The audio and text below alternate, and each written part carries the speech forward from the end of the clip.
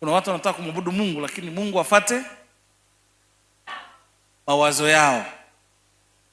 Yaani wamwabudu Mungu wanavyotaka wao, kwamba Mungu mimi nataka nikuabudu lakini nywele zangu usiziguse, midomo yangu usiguse.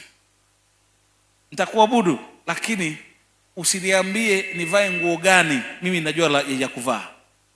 Nivae nywele gani, mimi ninajua. Niweke lipstick nisiweke, mimi ninajua mwenyewe.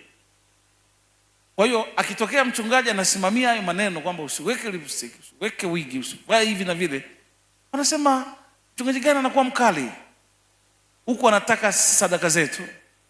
Kama unataka sadaka usiwe mkali. Hapana. Mchungaji yote wa Mungu anaisimamia kweli. Wewe umetoa sadaka ama hujatoa sadaka, wewe utoi, anayetoa ni Mungu.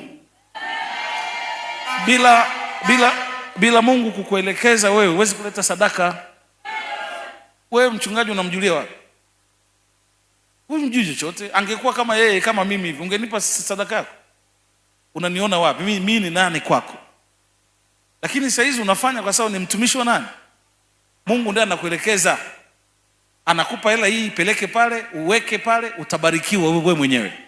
Sadaka anayebarikiwa ni sisi. Abili alipotoa alipata kibali. Sio kwamba Mungu alifaidika. Ukitoa sadaka unafaidisha mchungaji, umelaaniwa. Unapeleka kanisani upate kibali. Ndio. Kwa hiyo baraka za Mungu zinakuja kwetu pale tunapotoa sadaka. Kama umeokoka utoi sadaka, hutaziona baraka, utabaki hivyo na umaskini wako mpaka unakufa. Hakuna baraka kwa kunyosha mikono juu, lazima uende utoe sadaka. Kote Biblia nzima imejaa hivyo. Kama utoi sadaka kanisani kwako, mchungaji akufundishi, anakuachia umaskini usioisha. Lakini ukianza kutoa sadaka ukakumbuka, ukajua, maisha yako yatabadilika. Ulikuwa unapika gongo, utapika gongo tena. Ulikuwa unauza pombe, utauza pombe tena.